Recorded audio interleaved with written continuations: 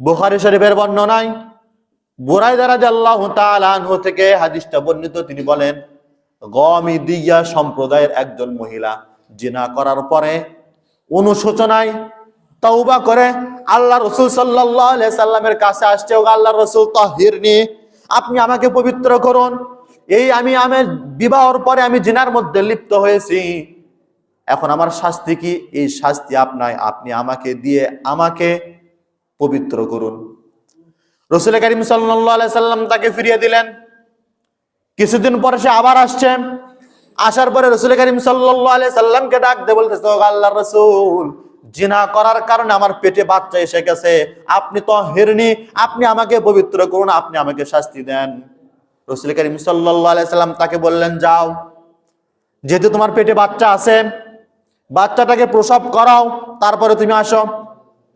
মহিলাটা দীর্ঘ 10 মাস 10 দিন পর্যন্ত অপেক্ষা করে বাচ্চাটাকে প্রসব করিয়ে দেরি না করে এই সামান্য একটা নেকড়ার সাথে পেঁচিয়ে নিয়ে নবীজি সাল্লাল্লাহু আলাইহি সাল্লামের দরবারে এসে হাজির, ও আল্লাহর রাসূল, সন্তান জন্মগ্রহণ করেছে, এখন আমার শাস্তি কি? আপনি আমাকে দ্বীনের শাস্তি দিয়ে শরীয়তের বিধানটাকে আমার উপরে কায়েম করে আপনি আমাকে পবিত্র করুন। নবীজি সাল্লাল্লাহু আলাইহি সাল্লাম বলতেছেন, বাচ্চা তো এখনো জীবিত আছে, যাও তাকে 2 মাস, তাকে 2 বছর আগে দুধ পান করাও। দুধ পান করানো শেষ হয়ে গেলে তারপরে তুমি না আসো, তারপরে তোমার বিচার হবে। মহিলাটার সঙ্গে সঙ্গে চলে গেল।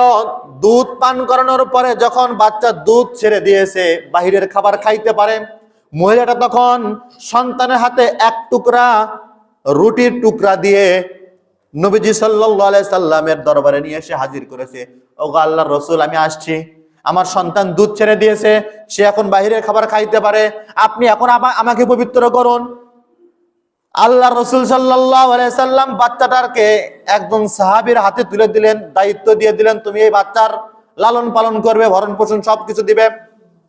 বাচ্চাটাকে সাহাবীর হাতে দিয়ে অন্যান্য সাহাবায়ে কেরাম রাদিয়াল্লাহু তাআলা আনহুকে ডাক দিয়ে বললেন, যাও, এই নারীটাকে, এই মহিলাকে নিয়ে মরুভূমির মধ্যে কোমর পর্যন্ত তাকে পুঁতে দিয়ে পাথর মেরে নিক্ষেপ করে মেরে ফেলে দাও, রজম করো। সাহাবায়ে কেরাম রাদিয়াল্লাহু তাআলা আনহুম নারীটাকে নিয়ে চলে গেল মরুভূমির মধ্যে, কোমর পর্যন্ত তাকে গেড়ে দিয়ে তাকে দূর থেকে পাথর মেরে নিক্ষেপ করে মেরে ফেলল।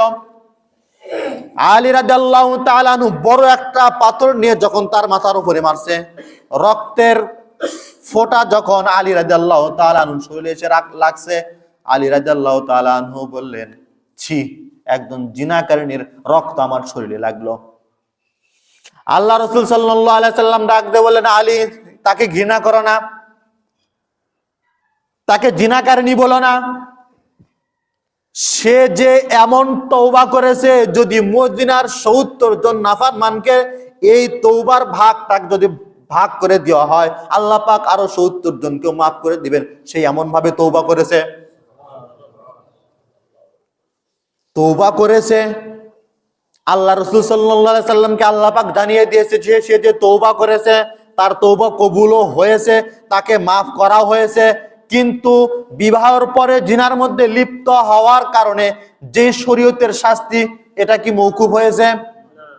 আল্লাহ রাসূল সাল্লাল্লাহু আলাইহি সাল্লাম তো বলতে পারতেন, যাও, তোমাকে মাফ করে দিয়েছে আল্লাহ পাক, বলছেন? বলেছেন?